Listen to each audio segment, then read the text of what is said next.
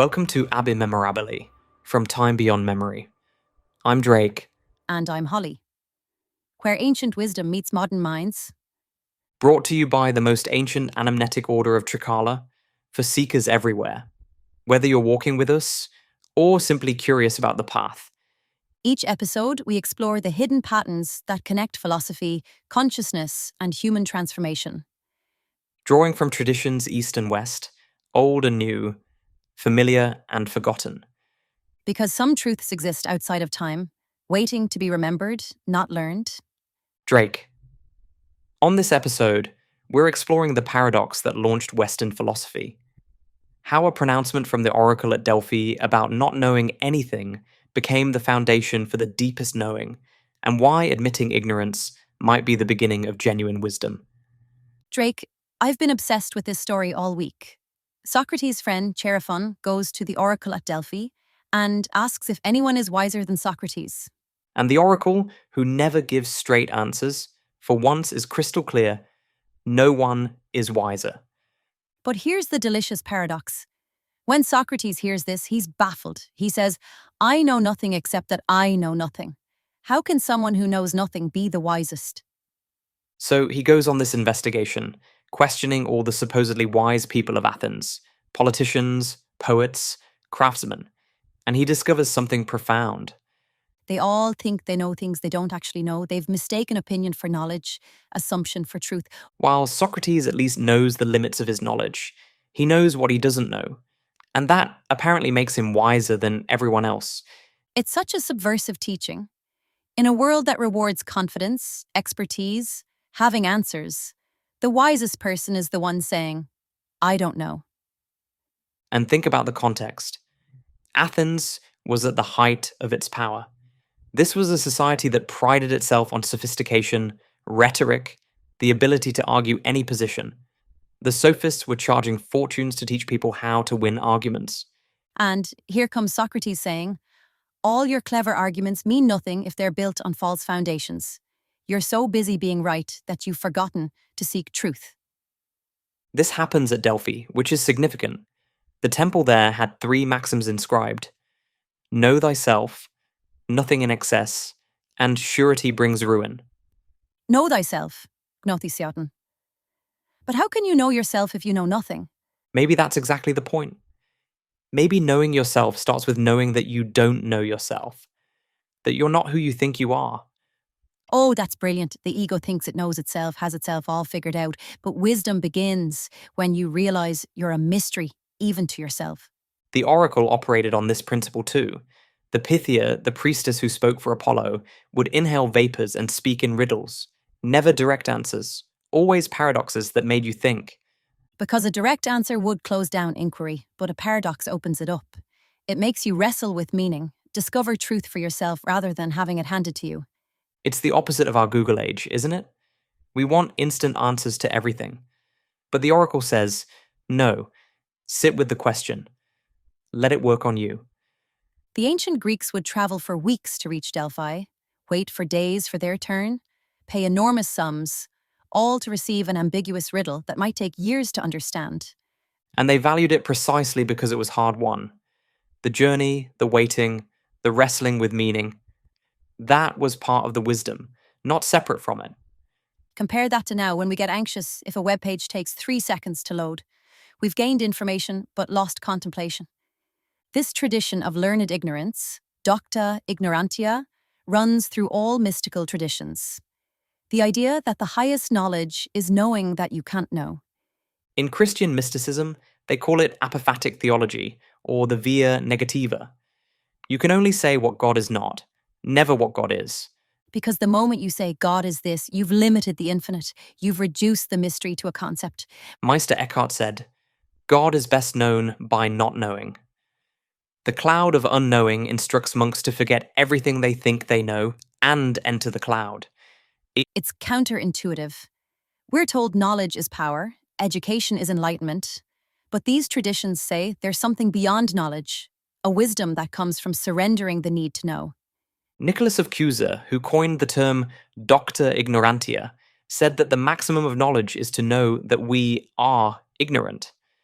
Not just factually ignorant, but fundamentally unable to grasp the infinite with our finite minds. It's like trying to pour the ocean into a teacup. The container simply can't hold it all. Our minds are the teacup. Reality is the ocean. The Zen tradition has a beautiful phrase for this: Shoshin, beginner's mind. In the beginner's mind, there are many possibilities. In the expert's mind, there are few. Shunryu Suzuki said it perfectly. If your mind is empty, it is always ready for anything. It is open to everything. But if your mind is full of what you already know, there's no room for fresh insight. You can't pour tea into a cup that's already full. There's a famous Zen story about this. A professor visits a Zen master to learn about Zen. The master pours tea and keeps pouring even when the cup overflows. The professor shouts, "Stop! The cup is full." The master replies, "Yes. You are like this cup. How can I teach you Zen unless you first empty your cup?" The professor came wanting to add Zen to his existing knowledge, but Zen isn't additive, it's subtractive. It's about unlearning, not learning. Modern psychology has actually validated this ancient wisdom. Have you heard of the Dunning-Kruger effect? Where the less competent someone is, the more they overestimate their competence. Exactly. The people who know the least are often the most confident in their knowledge, while true experts tend to be more aware of what they don't know. It's like there's a valley of despair in learning. Beginners are confident because they don't know what they don't know. Then, as you learn more, you realize how vast your ignorance is. And that realization is crushing at first. But if you can stay with it, it becomes liberating. You stop pretending to know things you don't. You become comfortable with uncertainty. Charles Darwin wrote about this. He said he had to train himself to immediately write down any observation that contradicted his theories, because otherwise his mind would unconsciously forget them. That's intellectual honesty at its finest. Not protecting your beliefs, but actively seeking what might disprove them. Karl Popper built his whole philosophy of science on this: falsifiability. A theory is only scientific if it can potentially be proven wrong. If it can't be disproven, it's not science, it's dogma. Which is exactly what Socrates was doing in Athens. He was falsifying people's claims to knowledge, showing them that their certainties were actually assumptions. The poet John Keats called this negative capability, the ability to be in uncertainties, mysteries, doubts, without any irritable reaching after fact and reason. He saw it as essential for creativity. The greatest poets don't impose meaning on the world. They remain open to ambiguity, paradox, multiple interpretations. Shakespeare was his model for this. Shakespeare never tells you what to think. He presents the full complexity of human experience and lets you wrestle with it. Think about Hamlet. 4 centuries later, we're still debating what it means. That's not a bug, it's a feature. The ambiguity is what makes it inexhaustible. While lesser writers give you answers, geniuses give you better questions. They don't resolve mystery, they deepen it. There's something the order teaches about this. The difference between the mind that grasps and the mind that receives. The grasping mind wants to capture truth, pin it down, possess it. But truth isn't something you can possess. It's something that possesses you, if you're open enough. It's like trying to catch water with your fist. The tighter you grasp, the less you hold. But if you cup your hands and remain open, the water rests there naturally. This is Wu Wei from Taoism, achieving through not forcing, knowing through not grasping.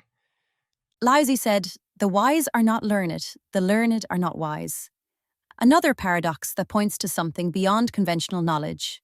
In the Tao Te Ching, the sage empties himself of knowledge and returns to the state of the uncarved block, Paoyu, raw potential before concepts and categories divide reality. This is so different from our educational system, which is all about filling minds with information.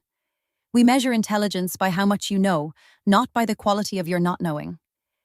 Krishnamurti spent his whole life critiquing this. He said education should be about learning how to think, not what to think. How to look, not what to see. He refused to give his followers answers. He'd say, "Truth is a pathless land. You can't approach it through any religion, any teacher, any scripture." Which frustrated people enormously. They wanted him to be their guru, to tell them what to believe. But he kept throwing them back on themselves. Because the moment you follow someone else's truth, it becomes secondhand. It's knowledge, not wisdom, information, not transformation. You know what's interesting? The greatest scientists often embody this intellectual humility. Einstein said, "The more I learn, the more I realize how much I don't know." And Newton. I seem to have been only like a boy playing on the seashore, whilst the great ocean of truth lay all undiscovered before me. These aren't people lacking in knowledge. They're people who understand that reality is always vaster than our models of it. Richard Feynman had a wonderful phrase. I would rather have questions that can't be answered than answers that can't be questioned. That's the scientific spirit at its best. Not dogmatic certainty, but provisional understanding, always open to revision. Feynman also talked about the importance of doubt. He said, if you want to make progress in science, you have to permit uncertainty and doubt. You have to leave room for I don't know. Which is exactly what's missing from so much public discourse now. Everyone has to have an opinion about everything immediately, with absolute certainty. The algorithm rewards hot takes, not thoughtful uncertainty. Nuance doesn't go viral, absolutism does. And we mistake confidence for competence. The loudest voice seems the most authoritative, even when it's the least informed. Which brings us back to Socrates. His method wasn't about teaching answers, but about questioning assumptions. Theolentius, showing people that what they thought they knew, they didn't really know. And people hated him for it. He was literally executed for corrupting the youth by teaching them to question authority. Because nothing is more threatening to power than people who think for themselves, who won't accept, because I said so, as an answer. The charges against him were impiety and corrupting youth. But really, his crime was making people uncomfortable with their certainties. He was the philosophical equivalent of a personal trainer who makes you realize how out of shape you are. Necessary but painful. There's a deeper level to this, though. The know thyself inscription at Delphi. What if it's not a command, but a koan? How do you mean? What if the self that's trying to know and the self that's being known are the same thing? It's like an eye trying to see itself. The very attempt creates a paradox. Oh, that's dizzying. The subject-object duality collapses. The knower and the known are one. Which is exactly what the mystics report in unity consciousness. The separation between self and world, knower and known, dissolves. You don't know reality, you are reality knowing itself. And maybe that's why Socrates could say he knew nothing. He'd transcended the subject-object split that makes conventional knowing possible. His ignorance wasn't a lack, but a transcendence. He'd gone beyond knowing into being. This connects to what the Upanishads call the knower of knowing.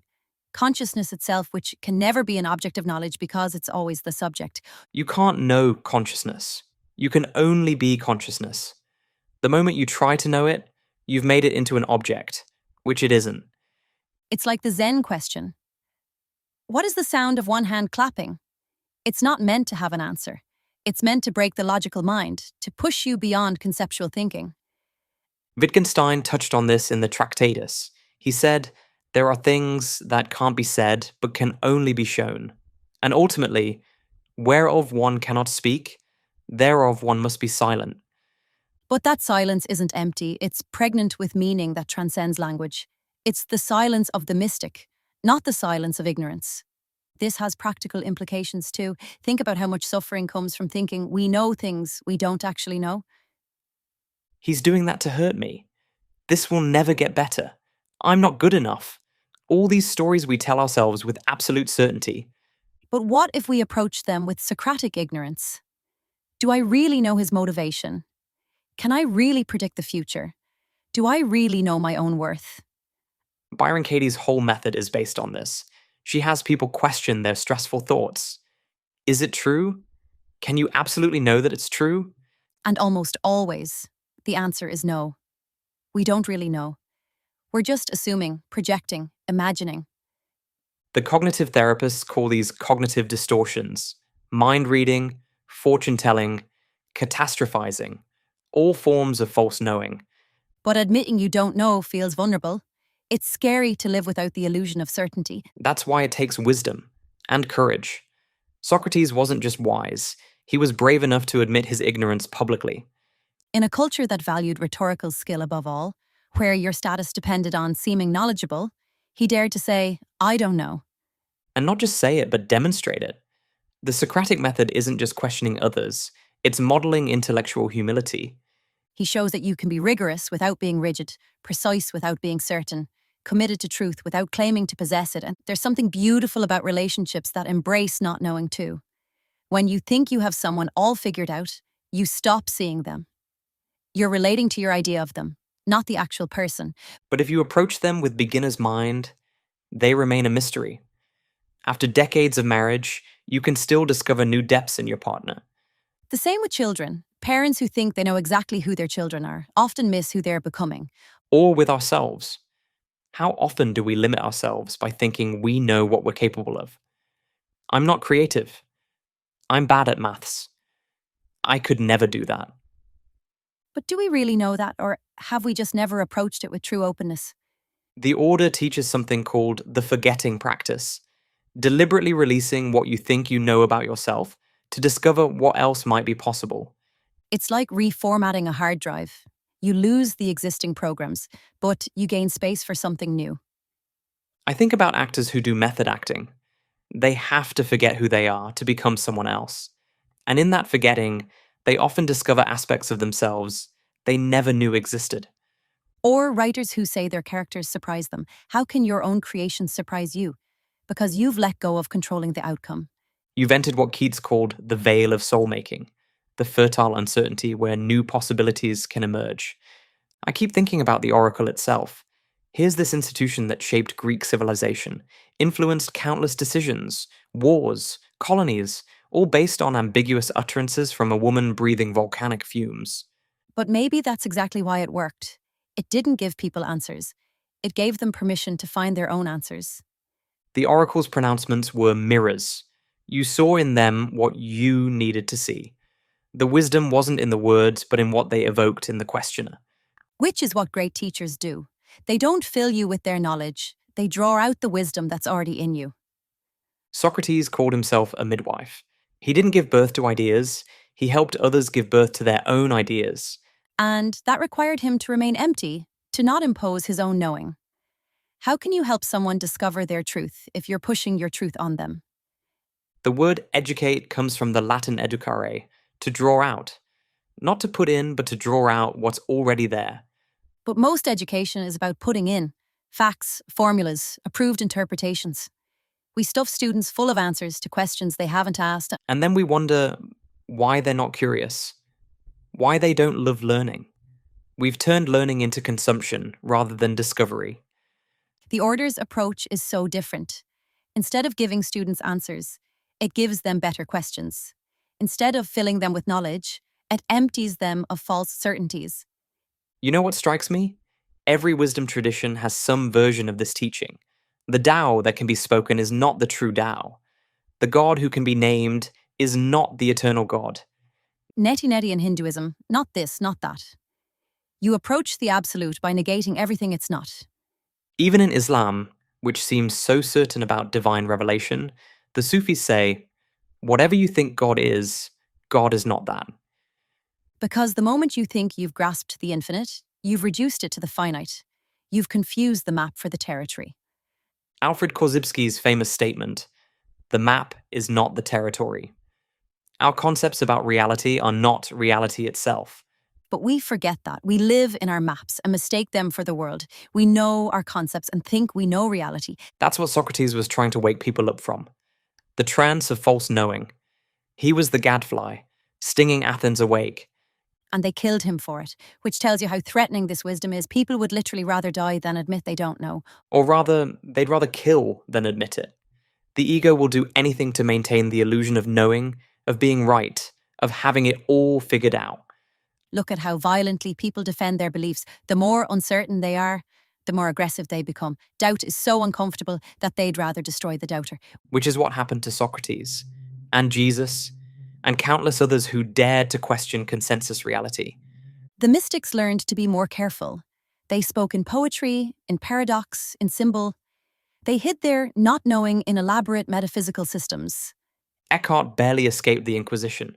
Hallaj was crucified for saying, I am the truth. The authorities couldn't tolerate that level of direct knowing or not knowing. There's something else about Socratic ignorance that I find profound. It's not passive. It's not, I don't know and I don't care. It's, I don't know and that drives me to investigate. Exactly. It's ignorance's engine, not excuse. The not knowing creates a vacuum that pulls in questioning, exploration, dialogue. Socrates spent his whole life in the agora, the marketplace, questioning everyone he met. Senators, soldiers, sophists, slaves. He questioned them all. And through that questioning, he was creating something new. Not just exposing ignorance, but midwifing a new kind of consciousness. One that could examine itself. That's what philosophy literally means, love of wisdom. Not possession of wisdom, but love of it, and you can only love what you don't fully possess. If you think you have wisdom all figured out, you stop seeking it. The romance is over. But if wisdom remains mysterious, the courtship never ends. And maybe that's the real teaching of the oracle. Not that Socrates had wisdom, but that he never stopped seeking it. His not knowing kept him in perpetual pursuit. So where does this leave us? For if wisdom begins with not knowing, how do we navigate life? How do we make decisions? Maybe we hold our knowledge lightly. We act on the best understanding we have, but we remain open to being wrong, to learning, to changing course. Provisional wisdom rather than absolute certainty, strong opinions, loosely held. And we get comfortable with mystery. Not everything needs to be solved, figured out, known. Some things are meant to be wondered at. Einstein said the most beautiful thing we can experience is the mysterious. It is the source of all true art and science. The people who changed the world weren't the ones who knew everything. They were the ones curious enough to question everything. Brave enough to admit ignorance, humble enough to keep learning, wise enough to know they didn't know. And maybe that's what the oracle meant. Socrates was wisest not because he had the most answers, but because he had the best questions. And the courage to live those questions rather than settling for false answers. Know thyself then becomes not an achievement, but a practice. You never finally know yourself. You're always discovering, always becoming. And in that not knowing, that openness, that wonder, there's a wisdom deeper than any knowledge. A wisdom that doesn't close possibilities, but opens them. That doesn't end the journey, but enriches it. That turns life from a problem to be solved into a mystery to be lived. Thank you for joining us for this exploration. Ab immemorabili, from time beyond memory. Until next time, keep questioning, keep growing. And remember, the wisdom you seek has always been within you. You're not learning it.